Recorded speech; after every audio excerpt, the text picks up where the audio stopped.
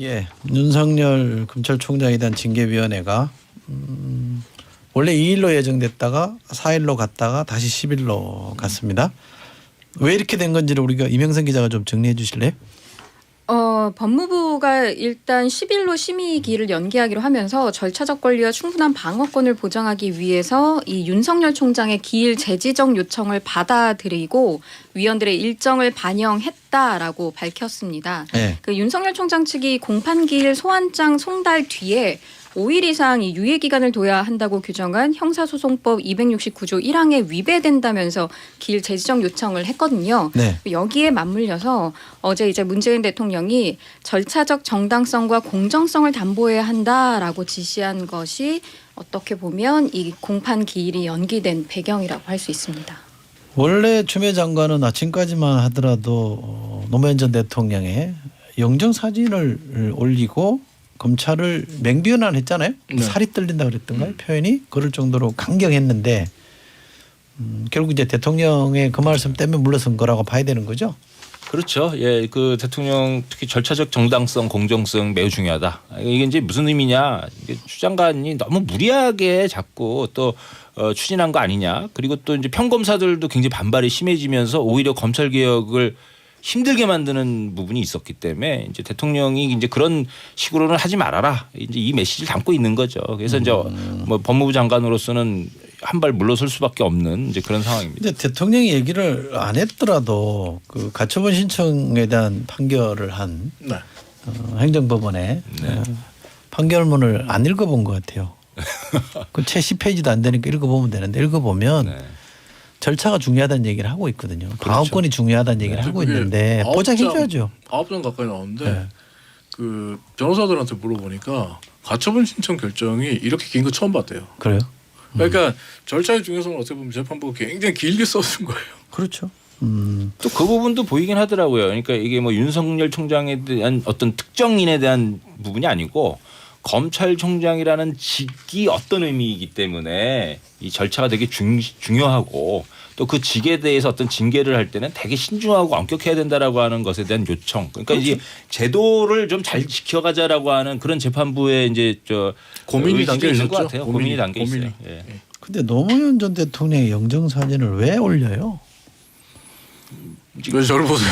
제가 뭐 추미애 장관의 신복도 아니고 아무거나 평론가시니까 다 할 거 아니에요. 아니요, 좀 모르겠어요. 나 그걸 정말 모르면 어떻게 아무거나 저는 해봐. 그 국민의힘에서 뭐 노무현 대통령의 반만해라. 문 대통령에 대해서 또는 뭐 노무현 대통령이 울고 가겠다 뭐 이런 얘기를 한 것도 저는 당신들이 그런 말을 자격 있냐라는 질문을 제가 마음속에서 했던 사람이라 심지어 대변인 저는 부정적이거든요. 이때 대변인 논평은 국민의힘 대변인 논평은 정말 부적절했죠. 그러니까 그런데 그렇다고 해서 여당의 어떤 분이 지금 이제 이 분란의 당사자가 노무현 대통령을 다시 소환하는 거는 저는 적절치 않다고 봅니다. 그러지 않고도 얼마든지 할 수 있는 얘기 아닌가요? 그러니까 이게 좀 어쨌든 장관이시지만 정치인이시잖아요. 그런데 이제 좀 안 좋은 정치의 모습이에요. 왜냐하면 이렇게 자꾸 어떤 감정을 동원해서 자꾸 또 이제 지지층 중심으로 행보를 하려고 하는 거거든요. 근데 이거는 뭐냐면 문제를 해결하기보다는 갈등을 오히려 키우는 방향으로 작용할 그런 가능성이 더 크죠. 저는 적절치 못했다. 그러니까 심경은 그럴 수도 있죠. 막 그 노무현 대통령이 그리워질 수도 있고 그런 어떤 검찰 개혁에 대한 결의 이 부분을 다질 수도 있고 이런 건 있는데 이거를 공적으로 지금 한참 시끄러운 상황에서 다 알잖아요. 저 정치권이나 등이 그 상징이 어떤 의미를 갖고 있는 건지 이럴 때 이제 그런 식으로 대처하는 것은 좀 썩 바람직하지 않다.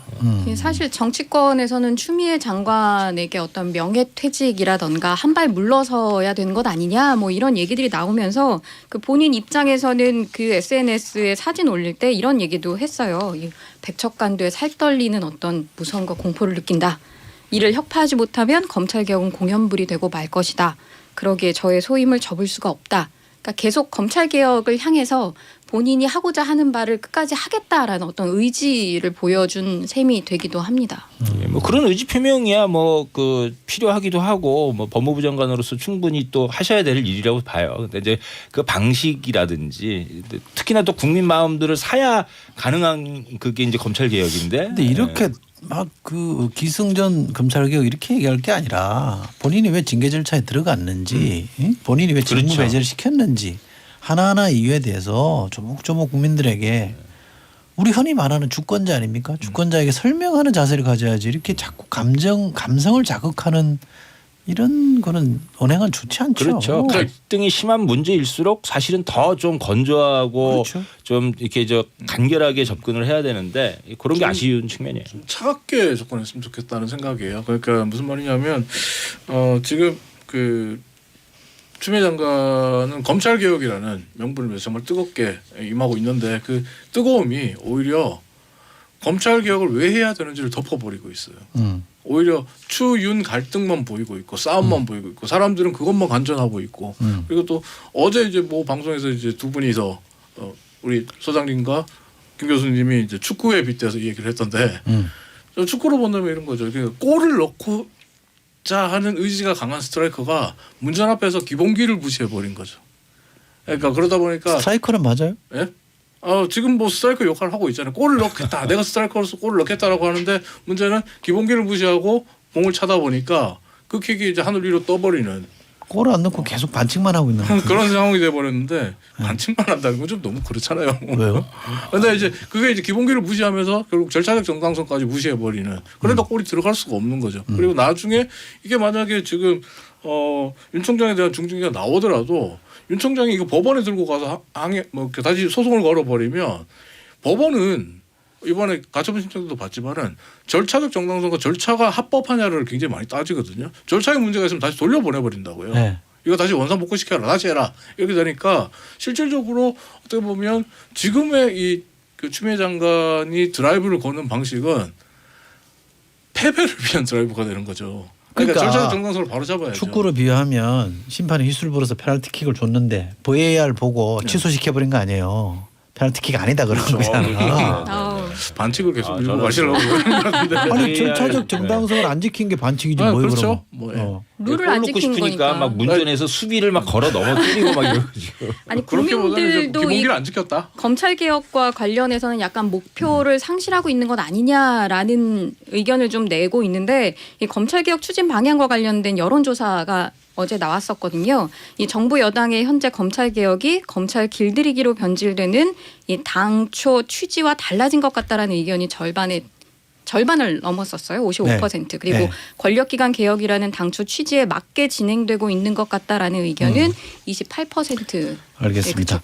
대통령께서 절차적 정당성과 공정성을 여러 차례 지금 언급하셨잖아요. 그 함의는 뭘까요? 무슨 말씀을 하고 싶으신 걸까요? 그래서 뭐 어쨌든 이런 어려운 난제를 해결할 때 더 엄격하게 절차를 해야지만 시비도 없고 더 이제 그 원하는 결과를 가져올 수 있다라는 부분도 있고 또 한편으로는 추 장관의 이제 검찰개혁 추진 방식에 대해서 어쨌든 국민 여론도 나빠지고 이 부분에서 이제 좀 저 절차 맞춰서 잘 국민 눈높이에서 진행해보라라고 하는 어떤 권고 부분도 있다고 저는 생각하죠. 최고 책임자니까 그런 지침을 준 거죠. 저는 제대로 된 검찰 개혁을 하자는 뜻도 있는 것 같아요. 사실 윤석열 총장이 문제가 된다면 대통령이 직접 나와서 해임을 할 수도 있죠. 그래서 대통령의 힘으로 권력으로 찍어 눌러서 검찰을 뭐 바꾸려고 할 수도 있죠. 그런데 그렇게 하는 것은 진정한 의미의 검찰 개혁이 아니다라는 생각을 대통령이 하고 있는 것 같아요. 네. 그나저나 이거는 뭐 각자가 자기 정당성을 주장하고 있으니까 그렇다고 치더라도 정치하는 사람들 정치 세력의 입장에서 볼 때는 지지율이 중요한데 지금 지지율은 상당히 지금 여권이 손해를 많이 봤단 말이죠. 네. 이 흐름을 그냥 방치하기도 쉽지 않을 텐데 뭔가 자성론이 나오지 않을까요? 지금 뭐 분위기가 벌써 나오고 있는 것 같아요. 예, 이제 특히 뭐 국민들은 부동산 문제부터 민생 문제 관심이 더 많잖아요. 그럼요. 예, 근데 이제 그 문제가 자꾸 뒷전으로 밀리는 모양새를 보이니까 이제 지지율이 떨어지죠. 그러니까 뭐 두 가지가 있는 거예요. 검찰 개혁 그렇게 중요하다고 하면서 왜 저렇게 망치는 방식으로 하느냐라는 거 야단치는 것도 있고 또 다른 하나는 그러는 과정에 잘 하지도 못하면서 민생 문제가 지금 뒷전으로 밀리지 않니? 이 이제 두 가지에 대해서 화가 나 계신 건데 그런 문제에 대해서 이제 빨리 지금 그 어쨌든 검찰 개혁도 이제 절차나 이런 부분에서 정상적으로 추진하겠다라고 하는 이제 이 메시지도 국민들한테 빨리 전해 주셔야 되고 그다음에 이제 뭐 민생 문제 또 검찰 개혁에 있어서도 어떤 게 있냐면 이 검찰도 어떤 문제 있냐 단순히 공수처 만들고 검찰총장이 이제 권력을 사유화하고 이 문제뿐만 아니라 힘없고 빽 없는 사람들에 대한 그 검찰 그 민중이 그럼 진짜 검찰이었냐 뭐 국민 검찰 주장하는데 그 힘없고 빽 없는 사람 지켜주려고 하는 그런 검찰의 역할을 했느냐. 이런 이제 검찰 개혁의 내용의 부분에 대해서도 좀 민생 중심으로의 그 방향 이제 이런 좀 그 내용을 좀 새롭게 접근하는 그런 모색도 필요하다. 서민 또는 뭐 보통 사람의 뭐 이데올로기는 먹산이즘 아닙니까? 먹산이죠. 먹고 사는 거. 근데 국정을 책임지고 있는 세력은 아무래도 여기에 더 집중하는 게 좋겠죠. 그런데 윤석열 총장이 이미 복귀하자마자 원전 수사에 대해서 구속영장 청구를 결재한 것도 뭐 정상적으로 보면 정상적 순서대로 절차를 진행한 거라고 볼 수 있는데 지금 이렇게 뜨거울 때 그렇죠. 오자마자 그거부터 하면 저는 했어야 할까 싶어요. 지난번에도 말씀드렸지만은 윤석열 총장이 지금 정치하고 있는 거거든요. 정치하는 게 뭐냐면 정치한다는 게 윤석열 총장이 그 검찰에 복귀하자 첫 일성이 뭐였습니까? 국민의 검찰이 되겠다라고 했잖아요.